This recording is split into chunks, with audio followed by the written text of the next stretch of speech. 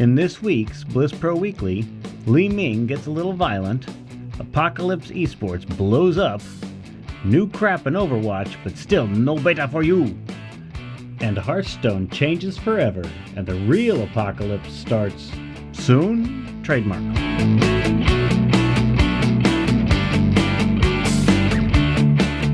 Hey there everyone, my name is Kevin Ellis, also known as Multizord, and we are filming on February the 6th, 2016, and this is episode 102. As always, we would love to hear from you guys, so please feel free to send us your emails at dearclover@gmail.com, and be sure, of course, to leave us some comments down below. Nobody's going to pay to see this! Hey guys, it's Greg Gizmo Parker here with the latest on Heroes of the Storm. Over the past few weeks, we have seen some big changes to the game, both good and bad. Blizzard has implemented new balance patches that they have said will be fairly regular and will be done on Wednesdays instead of the usual Tuesdays. We have seen these patches the last 2 weeks, which have shaken things up in the top of the meta. Some hero stuns receive changes, with the biggest probably being the nerf to Muradin's Avatar Heroic, which now will no longer stun enemies hit by his basic attacks. These changes, followed up by a change to Cleanse, are all in an attempt to battle the stunlock meta that has taken over the game. Also in these changes were the much needed buffs to both Greymane and Lunara, and from my personal experience, they both seem to feel fairly nice, although their win percentage seems to say they could use a few more changes. Now, these changes are all fine and dandy, and you can head over to heroesofthestorm.blizzpro.com to read up on all of them, but let's get to the real fucking meat of the news. Mi Ling, the wizard from Diablo 3, has made her way into the Nexus, punching everyone who gets in her way right in the fucking throat. Already sitting at number 3 on the leaderboard for win percentage, she has people crying OP and filling Reddit with salt. And I do agree she needs some slight tweaks to her numbers probably, but it's nice to finally have a new hero feel strong on release as opposed to the last few we have seen. But wait, Gizmo, you said number 3 on the leaderboard. You bet your ass I did, because Rhaegar receives a godly rework and is leading by over 3.5% and has taken Tyranda's place as the insta-ban or first pick. So I think it's fairly safe to say we will be seeing some tweaks to both of these heroes coming down the line. But hopefully not too big of changes, because I think both are actually really close to being in a pretty good spot. So along with these balance changes, we also did see a content patch last Tuesday. In this patch, the Lunar Festival has begun, along with a bundle and portrait to match the occasion. The bundle contains a mount along with the Jaina and Illidan skin, and if you look close enough to the third tint of the Jaina skin, it's clearly supposed to look like Symmetra, which is a pretty cool crossover from Overwatch. To unlock the portrait, all you need to do is play 25 games before the festival ends on March 1st. There were also a lot of fairly significant changes to structures, UI, artwork, and more. There's way too much to cover this week, so you can also find those at the website. The one other thing I did want to mention was the nerf to Nova. Shit hit the fan when these came out, and all I will say is cry me a fucking river, no one likes to play against her. Also, she actually has a pretty awesome W build right now, so just relax and try it out. It's fine. In other Heroes news, Heroes of the Dorm has officially been announced for 2016, and signups are going on now, so make sure to get a team together before registration closes on February 18th. The online qualifiers for those will start on the 20th. The spring circuit for Heroes of the Storm WCS has started, so we will be seeing teams battle it out to try and secure their spots in the spring finals, which will take place in Seoul, South Korea. That's going to wrap it up for this week in Heroes News.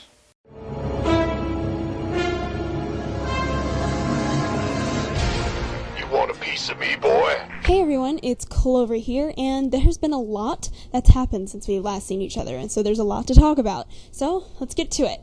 Well, on January 30th, it had been announced by Kepsa that Pro Player Life had allegedly been arrested for match fixing. It was confirmed by Changwon Regional Prosecutor's Office that he had been receiving money in 2015 for match fixing, and no other detail has been released at this time. Apocalypse Esports disbands 15 days after its creation, as owner Jared Junkie is reportedly in the psych ward. owner Jared Junke promised over $185,000 to run a StarCraft, CSGO, and Dota team. Andrew Martin, the general manager of Apocalypse Esports, claims that he had been evading payments and coming up with increasingly asinine excuses to evade those payments. Team Rocket says goodbye to the Roach King. On Monday, it was announced that their 2-year partnership had come to an end as their contract had finished. Pro player Hyun had been known for being a top Zerg player, particularly when competing in foreign tournaments, but due to recent changes in the region locking rules, he is now being prevented from participating in these foreign tournaments. Well, unfortunately, I'm running out of time here, guys, so I'll just quickly mention some of these things and then cover them further in the next week. So, the ladder competition for the 2016 WCS Challenger in North America and Europe started on the January 1st, or started on the 1st, sorry, and will conclude on February 12th.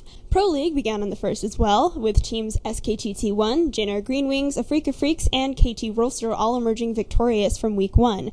And finally, GSL Code A concludes last week, which means GSL Code S competition begins this week, and we'll have more on that next time. The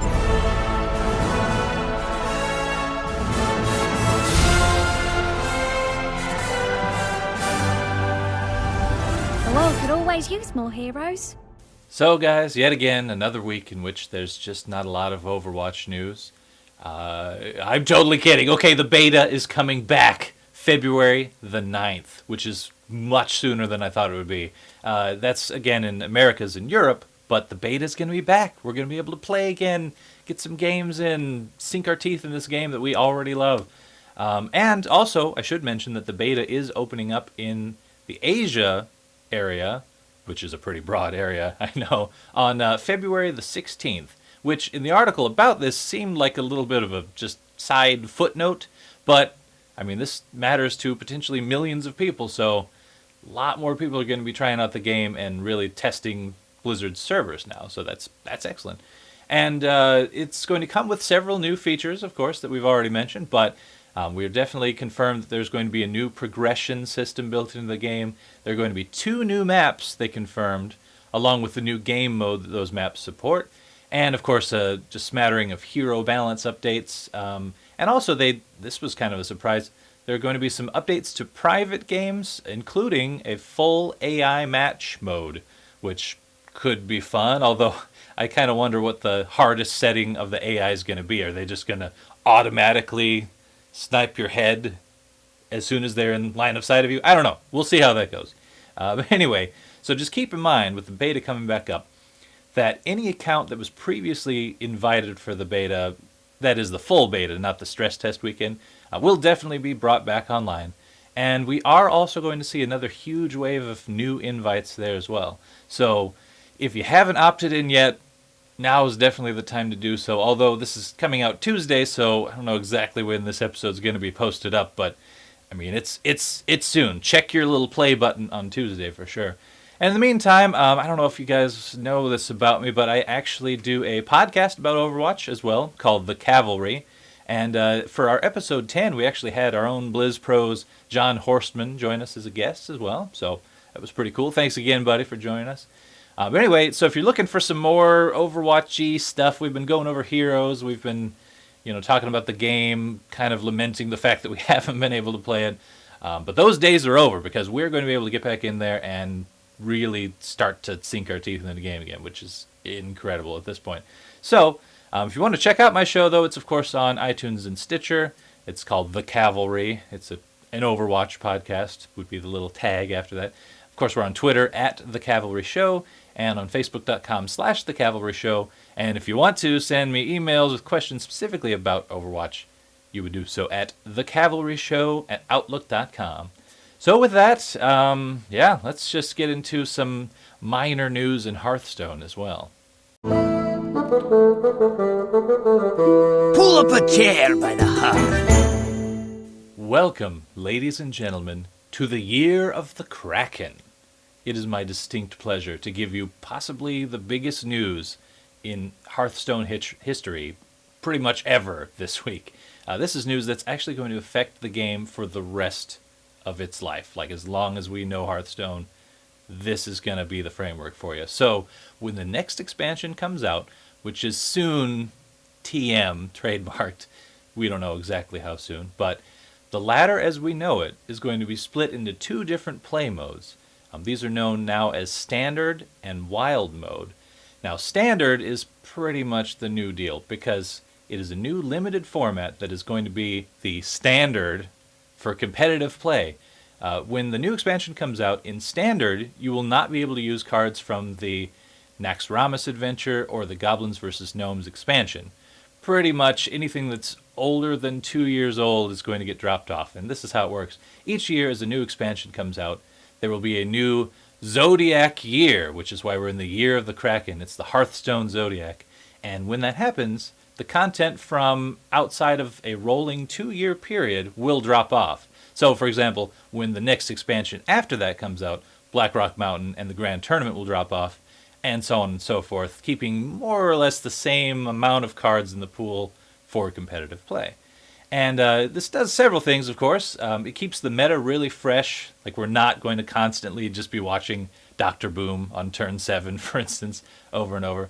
And it actually helps be more available to new players in that if you're just starting out for the first time or coming back after a hiatus, now you won't have to collect the entirety of the whole catalog. You can actually just get whatever's relevant in Standard. And but if you do like the whole catalog, of course, Wild mode is the game pretty much as we know it now. You can play with any card at any time, and while this will continue to accumulate, so, I mean, no matter how long this game comes out, or lasts for, 10 years from now, you'll still be able to go back and play with everything that you've ever done. So, both of these different modes, Standard and Wild, have their own casual and ranked ladders, but Standard is going to be the only serious competitive mode from an esports perspective. But personally, I think there's room for a podcast or stream or something out there that focuses strictly on Wild as well, because that would be really fun to watch and listen to years down the road even. But anyway, so there were some more information with all this as well. So the old content, like the Naxxramas adventure and the GVG packs, will not be available in the store when this happens at all. But the game will still allow players to craft the cards with dust, and the cycled out adventure cards can actually also be disenchanted for the first time. So, feasibly, if you only took Standard mode seriously, you could actually disenchant your entire set from the obsolete content like Naxxramas and Goblins vs. Gnomes and have a huge leg up on Arcane Dust.